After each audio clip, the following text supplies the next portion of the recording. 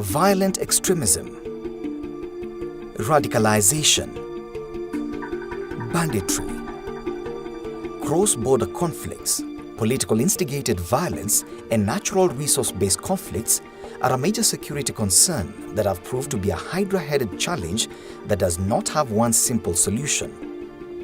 In most cases, it has resulted in the loss of thousands of lives, as well as in destruction of property and loss of livelihood opportunities.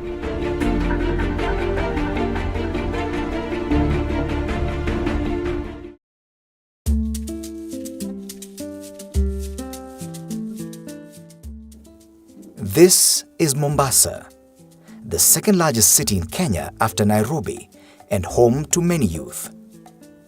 Like in many cities worldwide, urbanization and unemployment hit hard at the core of young lives and hence the increase in criminal activity. Upande wa usalama inaathiri kwa biashara zetu. Business ambazo zilioko town ziliweza kudorora pakubwa sana kuhofia wananchi kutembea usiku. Sasa ikakuwa mwenye duka ajue anauza nini.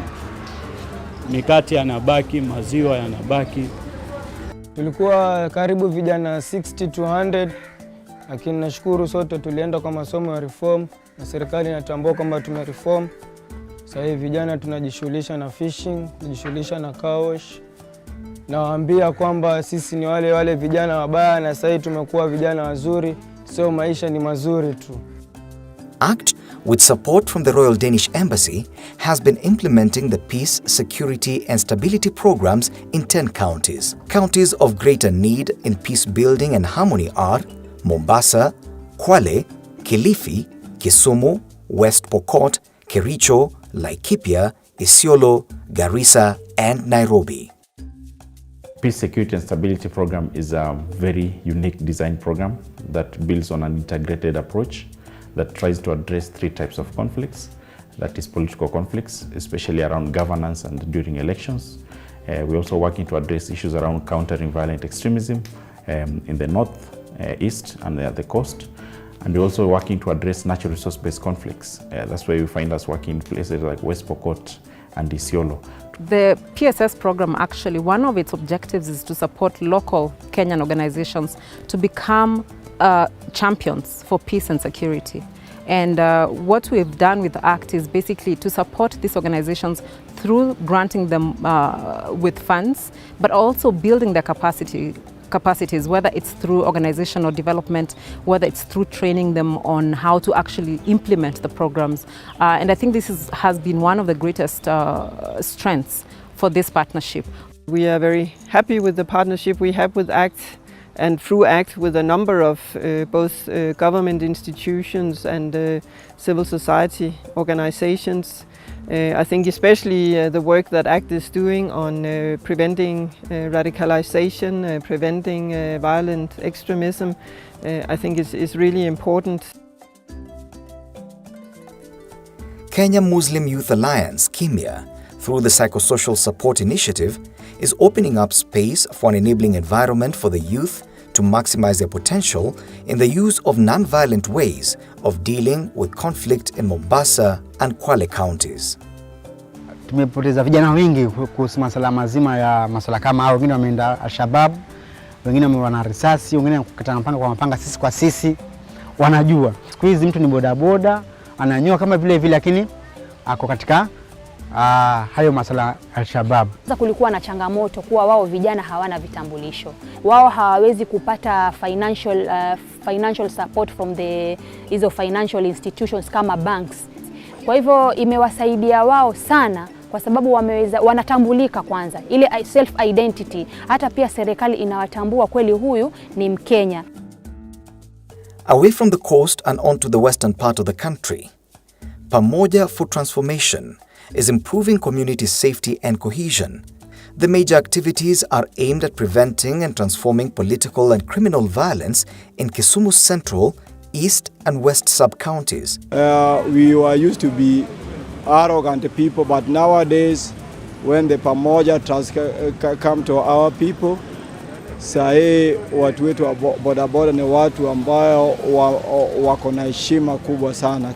The notable thing we can address is that a rider is being put to a situation of knowing how he cannot be part of violence and what we can do when violence occurs and what we can do to quell it down. When we look at the border people, sometimes we may look at them as these thugs, but once you interact with them, they give you their background stories, their background informations. It's just an employment like another. Uhai Lake Forum has been addressing inter-ethnic conflicts along the Kisumu-Kericho border and the Kisumu-Nandi border. These conflicts are caused by disputed boundaries, cattle rustling, and ethnic incitement by political leaders. Saa hizi kumetulia kwa sababu tumefanya mikutano mingi. Tumejaribu tumepunguza mambo ya uwizi. Ni kama hiyo imeisha kabisa kwa sababu haionekani saa hii na hakuna jambo lolote ambaye imefanyika vibaya kuhusu hiyo uwizi wa ng'ombe. There is peace actually.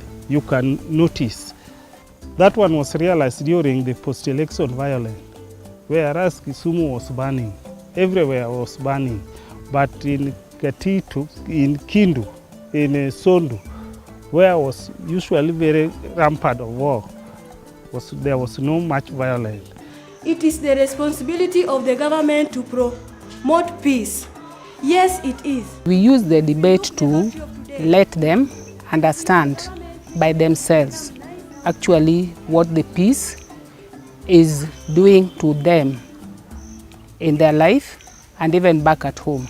I'm seeing these children, maybe when they grow up, they'll be able to come up as a very peaceful community. This is Isiolo, in the northeastern part of the country. With a mix of human and natural resources, Isiolo should be the hub of peace. But at times it has not always been. In such circumstances, the women and children suffer the most. And so the women have decided to be involved in ways to bring lasting peace. They do it through a mobile application. The platform, which is known as M Jirani, was introduced by Nomadic Women for Sustainable Development, NOSUD, a local NGO based in Isiolo town. It is complementing the existing national government's initiative of Nyumba Kumi, a community policing model in ensuring that security interventions are timely and well-informed. The easiest thing these days is technology. It makes it interesting and it makes it convenient. We realized at the end of the day it will be very difficult for people to be pushed into physical engagement for security reasons. Inaweza kuwa hutaki kupiga simu na wanaweza kuwa hapa karibu na gate. So tunatumia ile tulifundishwa na NOSUD, unaandika message, unatuma kwa chief naye anapiga kwa administration ama police ama kwa county commissioner, tunapata usaidizi.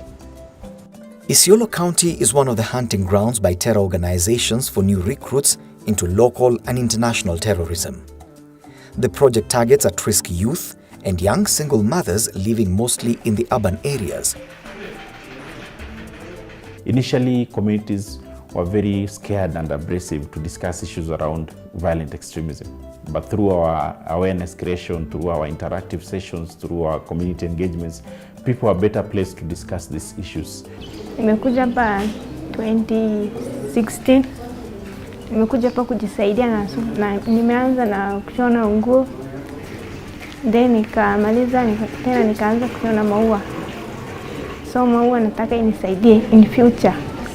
Sasa zile tuko nao hapa, tunakuwa nao hapa asubuhi, wanaenda lunch, wanarudi, jioni tunatoka pamoja. Kila mtu ako na kitu yake kwa mfuko, direct nyumbani, unaona? Hakuna kijana utamwona pale nje amekaa tu hivi amezubaa. It has improved the situations in the sense that security has improved. Cases of radicalization, violent extremism have also gone down. In the recent past, Laikipia has been in the limelight largely due to ethnic clashes among the pastoral communities of Laikipia, Samburu, Isiolo and Baringo. Kufitia hiyo vita yetu ni kufitia mambo ya lishe ya ng'ombe maji, ardhi, sababu ardhi yetu ni kidogo au ni kubwa, lakini mandugu zetu nataka kumnyang'anya sisi. Wasee ya pande yote mbili tumekubaliana tulaani sasa, sababu hakuna njia sasa, sisi bado tumia na hajazaa matunda. Sisi tukiwa vijana tunaamini hiyo laana ya wasee, wewe ukienda kutenda kitu ni wewe tu utarudi, utaenda tu utende kitu uwawe huko.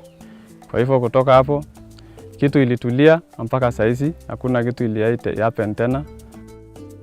Promoting justice and peaceful coexistence in Nairobi, Sominerek, through Peace Corps, a conflict management and peace-building arm of the administration police, implemented the project in the Nairobi slums with the aim of empowering community members, especially the youth, on the need for peaceful coexistence after the repeat election and engaging police on the need to employ lawful means when dealing with protesters. The role of ACT has been quite unique because of empowering us as a Peace Corps, particularly our actors, peace monitors, to ensure that they understand their role and even their capacity of providing early warning information to my office. To pass the peace message, Peace Corps realized that there are various activities that we can engage with that will engage the young people and also the community as a whole. So we had like sports for peace, we had a tournament for peace, and we also had one-on-one engagement by the side shows. We'll just walk along the road, we get a group of young people, we engage them in the dialogue. We try to change their mind that it's not a must that you must fight for you to get something. You can just engage in dialogue for you to get. It does not necessarily mean you have to be violent for you to get what you do, because most of the time violence does not bring good, it only brings bad.